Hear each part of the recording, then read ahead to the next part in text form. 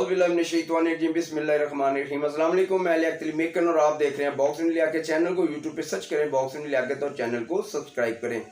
सियालकोट जलसे के बाद कल फैसलाबाद में जलसा किया गया और इस जलसे के अंदर भी फिर वही बातें दोहराई गई जो हस्ब रवायत 2 माह से दोहराई जा रही हैं कि पाकिस्तान जो है उसके जो इदारे हैं, पाकिस्तान जो है वो पाकिस्तान की जो आवाम है वो सारा कुछ इस वक्त मेरे ख़िलाफ़ हो गया है। अगर आपने मुझे निकालना था तो पाकिस्तान पर आप एटम बम गिरा देते। तौबा नौज़ुबिल्लाह।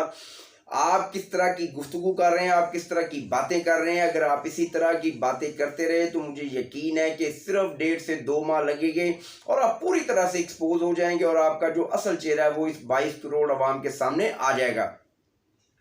सियालकोट जलसे के बाद आपका मुराल, अगर आप ये समझ रहे हैं कि मेरा मुराल ऊपर गया है, तो आपका मुराल बड़ी तेज़ी से नीचे आया है। और कल फैसलाबाद के जलसे में हमने देखा, कल के जलसे में ना वो रौनक थी ना वो लोग थे जिस तरह आपके जलसे में लोग आते हैं, क्योंकि आप झूठ दर झूठ बोले जा रहे हैं और आपने उस इदारे को टारगेट किया हुआ है जिस इदारे ने शायद अपनी पूरी पाकिस्तानी तारीख में कभी भी अपने बजट को कट नहीं लगाया। उन्होंने इस कौम की खातिर और तुम्हारी हुकूमत को मुस्तहकम करने की खातिर अपने बजट में कट लगाया। क्या ये एक हकीकत नहीं है? आपका जब पहला बजट आया तो पाकिस्तानी अफवाज ने अपने बजट को, जो उनका दिफाई बजट था, अपनी जानों को ख़तरे में डाला, लेकिन तुम्हारी हुकूमत को मुस्तहकम किया। अब तुम जो है तुम सिर्फ एक बात कर रहे हो कि मुझे बचाया क्यों नहीं, मेरे खिलाफ काम नहीं किया। एक तरफ हम लोग ये कहते हैं कि हर इदारे को अपनी आईनी हदूद में रहना चाहिए और दूसरी जानिब आप कहते हैं कि ये इदारे हमारी मदद को क्यों नहीं आते। मैं चीफ जस्टिस ऑफ पाकिस्तान से ये गुजारिश करूंगा एक पाकिस्तानी होने के नाते कि खान साहब की इन बातों का सो मोटो नोटिस लिया जाए और खान साहब को तहफ़्फ़ुज़ फराहम किया जाए, क्योंकि वो मुल्क के वज़ीर आज़म रह चुके हैं। किसी भी सूरत उनकी जान को ख़तरा नहीं होना चाहिए। लेकिन वो जिन इशारों कतारों में बात कर रहे हैं, ये मेरा पार्ट 1 है, मैं पार्ट 2 में बड़ी खुलकर इस पे बात करूंगा और प्रोग्राम के एंड पे भी मैं इस पे थोड़ी सी ज़रूर बात करूंगा और मैं आपको बताऊंगा कि असल खान साहब चाहते क्या हैं। लेकिन आज मैं थोड़े से अपने जो पुराने तज्ज़िये हैं मैं उनका हवाला दूंगा, इसलिए दूंगा ताकि लोगों को समझ आए कि मैं जो भी बात करता हूँ अल्लाह की मदद से करता हूँ और हमेशा मेरी हर बात सच साबित हुई।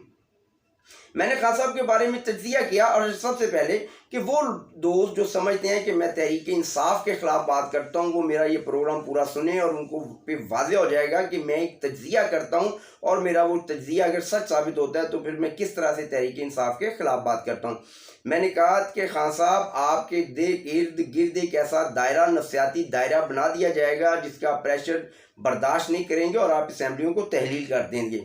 उसके चंद दिन के बाद मैंने कहा कि खान साहब मुल्क में जितनी भी तहरीक अदम एतमाद आएंगी वो सारी नाकाम होगी, लेकिन जिस दिन अदम एतमाद वज़ीर आज़म इमरान खान के ख़िलाफ़ आएगी वो कामयाब होगी। जब मैंने ये कहा तो मुझे बहुत ज़्यादा जो है वो बातें सुनना पड़ी और दोस्तों ने कहा जी एक तरफ तो आप कहते हैं कि वज़ीर आज़म खुद असम्बलियाँ तोड़ेंगे और दूसरी जानिब आप कहते हैं कि वज़ीर आज़म इमरान खान के ख़िलाफ़ ही तहरीक अदम एतमाद कामयाब होगी। उसके अलावा जितनी अदम एतमादें आएंगी वो स्पीकर हो, डिप्टी चेयरमैन हो, वो चेयरमैन सेनेट, वो सारी नाकाम होगी। तो आप एक बात करें, या तो आप ये कहें कि अदम एतमाद कामयाब होगी तो या फिर आप ये कहें कि वज़ीर आज़म खुद असम्बलियाँ तोड़ेंगे। और फिर दुनिया ने देखा, पाकिस्तान ने देखा। मैं सिर्फ उनको ये एक मैसेज देता था कि जस्ट वेट एंड वॉच, आप देखते जाएं कि होता क्या इस मुल्क में, क्योंकि जो बंदा एक फ़ैसला करने की सलाहियत नहीं रखता वो कुछ भी कर सकता है। और फिर वज़ीर आज़म साबिक़ इमरान खान साहब ने असम्बलियों को भी तोड़ा, फिर उनके ख़िलाफ़ तहरीक अदम एतमाद भी कामयाब हुई। तो फिर मैंने उनको मैसेज किया कि देखें ये होती है तज्ज़िया और ये होती है किसी बात को समझने की सलाहियत। मेरी दोनों बातें सच साबित हुई। मैंने कहा कि इमरान खान साहब आपके ख़िलाफ़ 4 लॉन्ग मार्च आएंगे और ये सारी बातें मैं तकरीबन 2 साल पहले की हैं, ये नहीं कि मैंने कुछ चंद दिन पहले की। मैंने कहा आपके ख़िलाफ़ 4 लॉन्ग मार्च आएंगे। 4 लॉन्ग मार्च के मैंने रूट भी 2 साल पहले बताए। मैंने कहा कराची से एक लॉन्ग मार्च आएगा जिसकी क़यादत बिलावल भुट्टो करेंगे, फिर एक कराची से लॉन्ग मार्च आएगा जिसकी क़यादत मौलाना फजलुर रहमान करेंगे। मैंने फिर कहा कि एक लॉन्ग मार्च कोयटा से आएगा जिसकी क़यादत मौलाना फजलुर रहमान करेंगे। एक लॉन्ग मार्च जो है वो लाहौर से आएगा जिसकी क़यादत मोहतरमा मरियम नवाज़ करेंगी। और पूरी दुनिया ने देखा कि 4 लॉन्ग मार्च फिर इमरान खान की हुकूमत के ख़िलाफ़ आए। मैं तो एक तज्ज़िया कर रहा था और मेरा हर तज्ज़िया अल्लाह की मदद से सच साबित होता गया। मैंने कहा था कि खान साहब आप खामोशी से इनकलाब चाहते हैं, खामोशी से इनकलाब नहीं बगावत आती है, और आप मुल्क को बगावत की तरफ लेकर जा रहे हैं। आप मुल्क के अंदर नौजवानों के अंदर जितनी नफरत बढ़ते जा रहे हैं, और इदारों के ख़िलाफ़ जो सबसे ख़तरनाक बात है जितनी आप बात करते जा रहे हैं वो एक इंतहाई ख़तरनाक है। अभी तो कल हमारे जवानों ने शहादतें दी हैं, 3 जवान हमारे वज़ीरिस्तान के इलाके मीरन शाह में परसों शहीद हुए हैं। आए दिन हमारे जो जवान हैं वो शहादतें दे रहे हैं, लेकिन हमारी जो सियासी जमातें हैं जब भी उनको मौका मिलता है वो हमारी फ़ौज को, हमारे इदारों को टारगेट करते हैं। आपने तो सारी हदें कर दी। आप बार बार कहते हैं कि रात 12 बजे अदालत, रात 12 बजे अदालत। एक रात 12 बजे ईद के दिन भी अदालत लगी थी रात 12 बजे। वो किसके लिए लगी थी? वो आपके लिए लगी थी, आपके लोगों के लिए लगी थी, क्योंकि जो अदालतें होती हैं वो 24 घंटे काम करती हैं। जब आपको ज़मानतें रात 12 बजे दी गई तो इसका जिक्र आप कहीं भी नहीं करते, लेकिन आप ये जिक्र ज़रूर करते हैं कि रात 12 बजे अदालतें मेरे लिए लगाई गई। जब आप आइन और कानून का मजाक उड़ाएंगे और उसकी धज्जियाँ उड़ाएंगी तो फिर अदालतें 12 बजे लगेंगी। जब आप लोगों के जो ज़मीर है, लोगों का जो शऊर है, उसको छीनने की कोशिश करेंगे, मुल्क को एक दिवालिया की तरफ आप लेकर चले गए, मुल्क में एक अनारकी की तरफ आप मुल्क को लेके जा रहे हैं, तो अदालतें रात को 12 बजे लगेंगी। और ऐसे लोगों के खिलाफ, वो चाहे पाकिस्तान का कोई प्राइम मिनिस्टर हो, आप तो कहते थे कि प्राइम मिनिस्टर मुल्क का बाप होता है, तो आप तो इस मुल्क के बाप रह चुके हैं। तो क्या कोई एक बाप ऐसा है जो अपने बच्चों को तबाही चाहता है, अपने घर की तबाही चाहता है? तौबा इस्तग़फ़ार। आपने तो ये भी कह दिया कि नबियों पैगम्बरों ने जो अल्लाह के लिए किया, मेरा वर्कर मेरे लिए वो करे। तौबा इस्तग़फ़ार।